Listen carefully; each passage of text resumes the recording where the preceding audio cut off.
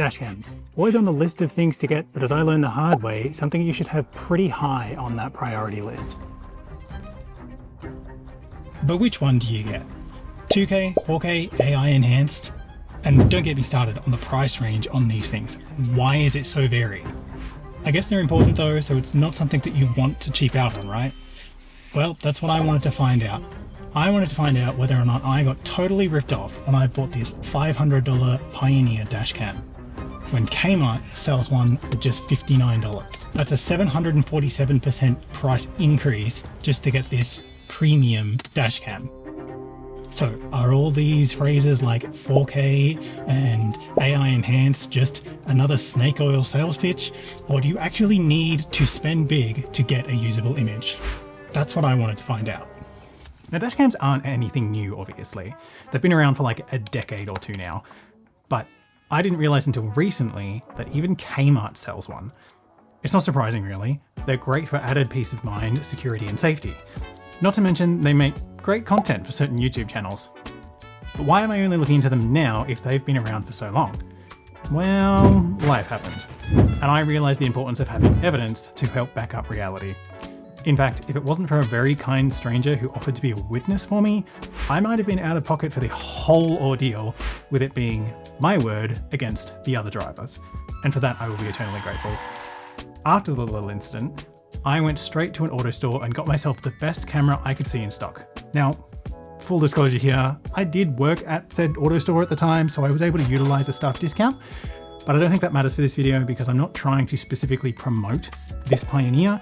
I'm more curious to see if the $59 dashcam from Kmart is even usable, or if Kmart is basically just selling some e-waste under the guise of safety.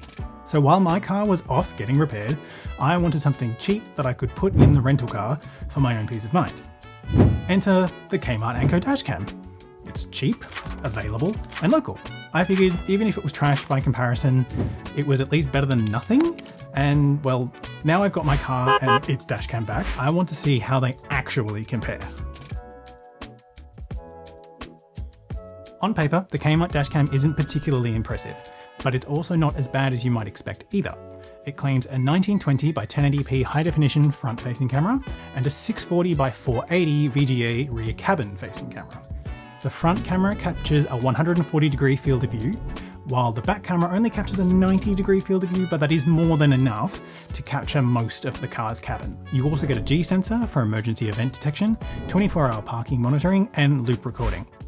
It doesn't come with a hardwire kit because you don't really need one, as it includes a built-in 150 mAh lithium battery. Opening up the box is your classic no-frills Kmart experience, but it is packaged well enough. In the box, you'll find a paper copy of the instruction manual, which can also be downloaded from Kmart's product page, a windscreen suction mount, the camera itself, and a 12-volt to USB-C power supply. First impressions, it's not bad. Plasticky, but not bad. It's obviously not premium, but it looks acceptable for the $59 price tag. The rear-facing camera is adjustable. It doesn't flip all the way around, just enough to get the right angle of the car's interior.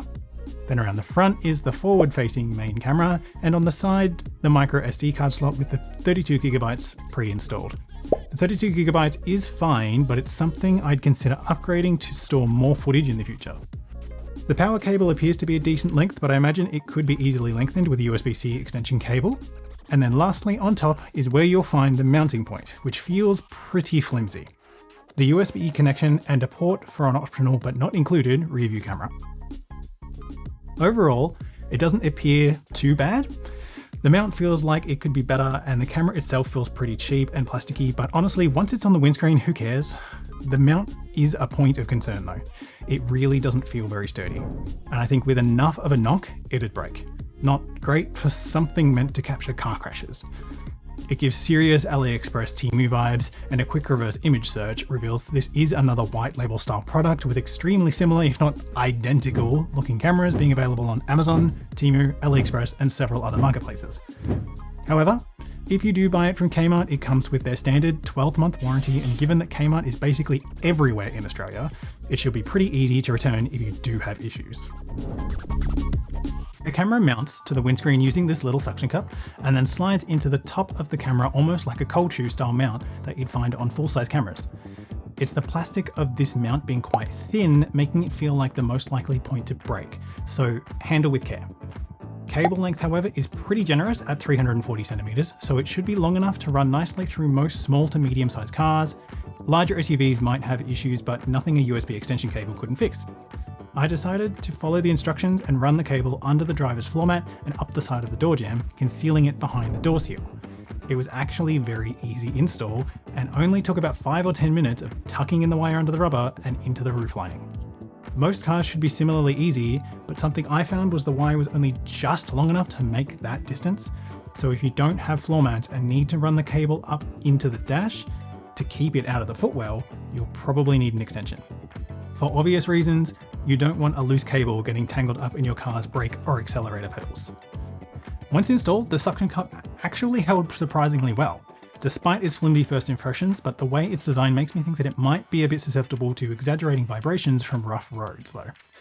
It sort of sticks out a long way on a pretty thin stick, and I can see that being an issue. The camera automatically turns on when it receives power with a very cringy, cheap sounding jingle. I find it oddly charming, but that just might be my 90s kid showing. A quick browse through the menu and my first impressions are that it's functional but not very intuitive. The camera's field of view in theory sounded fine, but in practice it's only just wide enough, which after having a closer look I have my doubts if it's actually 140 degrees or even true 1080p footage. Some of the other similar listings actually say 120 and the pictures online of the camera say 130, so believe the one you want, I guess. In order to see how the Anko Dashcam performs, I set it up in my Grand Vitara as close to the Pioneer as possible and compared the footage under a variety of conditions. I set it up how I would for full-time use, and I did lower the exposure compensation slightly as it was clearly struggling with highlights. The first thing I noticed is this obviously lower image quality. Even if it isn't the clearest 4K footage in the world, the Pioneer definitely looks significantly better, showing more detail and clarity in almost all conditions. That's not to say the cheap dashcam isn't unusable though. In good conditions, it provides clear enough footage and things like number plates are visible up close. For a nice fair comparison, I set up a little test with an old number plate I found floating around our garage. Starting from 30 meters away, you can see that both dashcams have no hope of seeing the number plate clearly, and it's not until 20 to 25 meters that the Pioneer starts to capture legible characters. The Anko somewhat further behind though at 5 to 10 meters. From here, they both capture the number plates just fine, though it's worth noting this test is only really useful as a comparative reference as I was standing in direct sunlight and the cameras were stationary. Basically ideal conditions for clear image capture. Though I did notice the Anko blowing out the sun's reflections sometimes. In less than ideal circumstances, surprisingly things start to get a bit closer. At dusk and dim conditions, the Pioneer is still quite obviously clearer, but finer details do start to fall apart. Then at night, something interesting happens. The Pioneer features AI-enhanced night vision, whatever that means, and while the image is clearer than the Anko, it doesn't actually capture any more finer detail in things like signs and number plates. Both are unable to overcome the harsh glare from headlights and lack the ability to capture clear motion in such low light conditions. So between the two in this circumstance, you might as well have the cheaper option.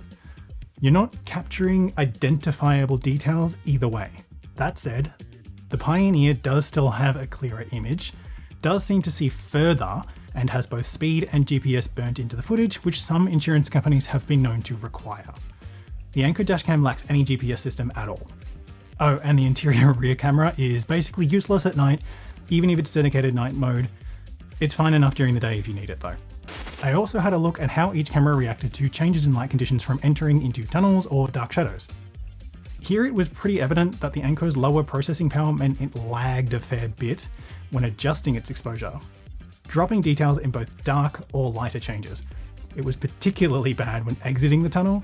You can see here it completely blows out the image for a second or two.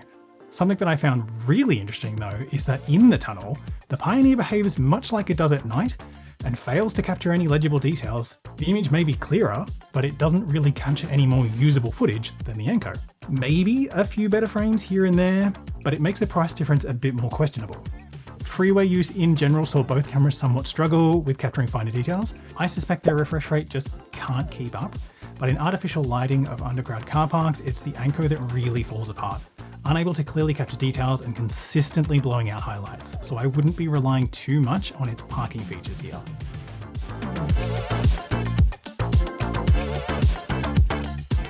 During testing, I also paid mind to the event recording feature of both cameras. Event recording relies on the G sensor to detect an incident and lock in the footage so it can't be overwritten with the loop recording. With both cameras set to their medium setting, the Pioneer consistently detected what it thought were events from harsh speed bumps or vibrations, whereas the Anko didn't do it even once. It didn't seem to matter what setting I put the Anko Dashcam on, it never detected and locked in an event while driving. The Anko's lack of event detection is actually a bit strange because when it comes to detecting parking incidents, it's actually pretty sensitive.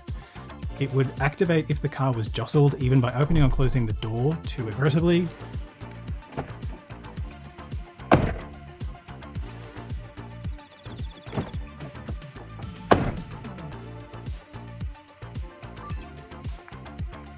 There we go.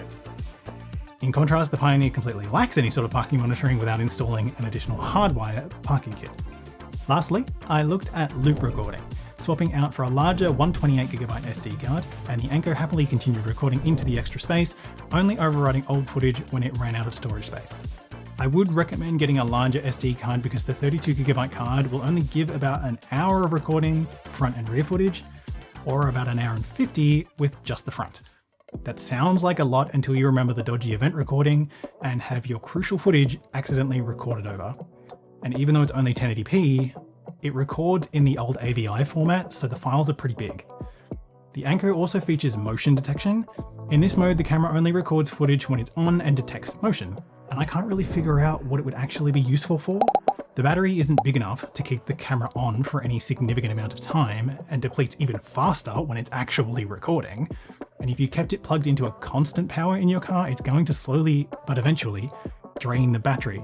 I suppose you could plug it into a separate power source and use the motion activation, but at that stage, you're probably better off just spending money on a better camera instead. It definitely feels like more of a tack-on to boost the feature list than an actual use case. So, after considering all that, would I recommend this cheap dashcam to anyone? No. Not unless it was literally your only option. It'd be better than having nothing at all because you could probably still use that footage to prove at-fault parties in an incident, but for not much more, you can get better features from more reputable brands that will produce a more consistently usable image. I'd suggest spending a little bit more if you can to get something with a wider dynamic range and better processing power so that it can better handle varying light conditions. The Pioneer is by no means perfect at this, and in this comparison has made me think I should have done more research before buying. I don't think you necessarily need 4K, it's one of the last features I'd be prioritizing, and if I were to look at buying a dashcam now, I'd probably be placing dynamic range and a refresh rate of at least 60Hz first on the list, then a stable proven event recording system, GPS, and then resolution. What I think this really highlights is see if you can look up reviews and find footage of other dashcams before buying one. That's what's going to give you the best idea of what's going to work best for you and the type of driving that you do. Dashcams actually have a pretty hard job, and it needs to be a fairly sophisticated camera system to compensate for the diverse variety of conditions that they face. So because of that, it is one of those things that might actually be worth investing in if you can. As for the Anko Dashcam, I think it's better left on the shelf at Kmart. But with that, thank you for watching, and I hope to see you again soon.